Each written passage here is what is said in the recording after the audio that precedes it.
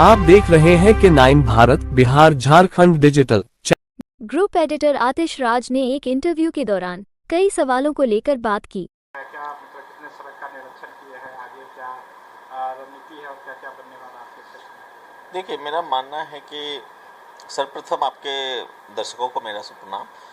मेरा मानना है कि अपने क्षेत्र में जो भी कार्य कर रहे हैं वो सरकार की नीतियों और सरकार के कार्यों से अलाइन रहना चाहिए और तभी कार्य सही से हो पाता है।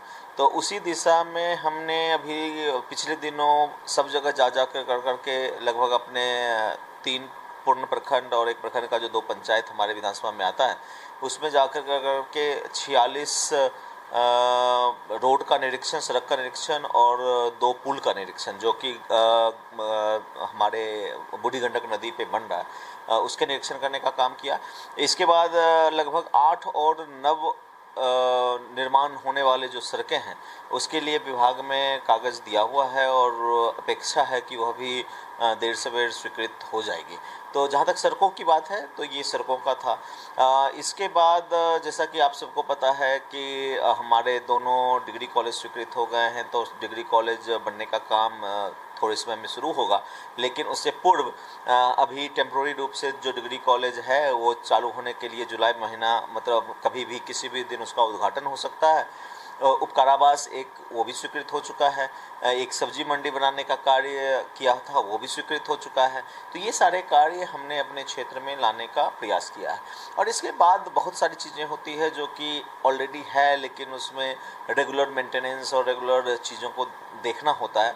जैसे पीएचईडी विभाग में बहुत सारी प्रॉब्लम्स थी, तो पिछले दिनों मिल करके हमने कई जगह पर अपने पीएचईडी के जो प्रॉब्लम्स थे उसको दूर करने के लिए विभाग से गुहार लगाई है और कई जगह पे कार्य हुआ भी है। उसी तरह से जो भीषण गर्मी चल रही है तो इसमें कई जगह पे ट्रांसफार्मर पे ओवरलोड और ट्रांसफार्मर पे जिस तरह के उसके कारण ट्रांसफार्मर का काम करना बंद कर देना या उसे फेज उड़ जाना, इस तरह की लगातार समस्याओं को, तो वहाँ पर मैं ये देख रहा हूँ कि परमानेंट सॉल्यूशन क्या है, कि वहाँ पर बड़े ट्रांसफार्मर की ज़रूरत है तो वहाँ पर उस सब के लिए विभाग से कार्यरत हो। तो मैं हूँ, बहरहाल कुछ और समस्याएं हैं जिसका दूरगामी सॉल्यूशन चाहिए और वो सॉल्यूशन अभी तुरंत नहीं हो पा रहा है। जैसे एजनी गांव में एक जल जमाव की समस्या आई है कि रोड पे बड़ा आसानी से जल जमाव हो जाता है। उसी तरह से माड़ी में भी निरीक्षण के दौरान पतला गांव में एक जल जमाव की समस्या दिखी, टाड़ा में जल जमाव की समस्या है।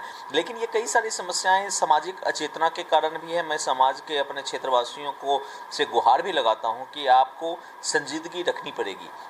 सरकारी संपत्ति को अपनी संपत्ति समझते हुए और उस पर आप अगर उसको गंदा करेंगे, उसे पानी डालेंगे और फिर किसी भी जनप्रतिनिधि से ये आसरा रखेंगे कि वो आकर करके सब चीज़ें ठीक कर दें, तो वो इतनी आसान नहीं हो पाएगी। और इसके लिए विरोध किसी भी जनप्रतिनिधि का आप करते रहिए, लेकिन विरोध करना अपनी जगह है, लेकिन समाधान विरोध से नहीं मिलेगा। समाधान के लिए सामाजिक चेतना का भी लाना आवश्यक है। और मैं जब जाता हूं तो जहां पर ऐसी चीज़ें देखता हूं जहां पर आपने ज़मीन छोड़ नहीं रखी है नाला बनवाने के लिए, इंफ्रास्ट्रक्चर बन नहीं सकता है और फिर भी दोनों तरफ रोड ऊंचा करके पानी रोड पे ही डालना है, तो उसका समस्या का समाधान क्या है? अगर हम अपने घर का कचरा निकाल करके रोड पर फेंकते रहें और फिर बोलें कि रोड गंदा है, विधायक जी रोड गंदा है, तो इस समस्या का समाधान कोई नहीं कर सकता है। ये समस्या के लिए सामाजिक जागरूकता भी उतनी ही आवश्यक है और उसके लिए भी प्रयासरत है।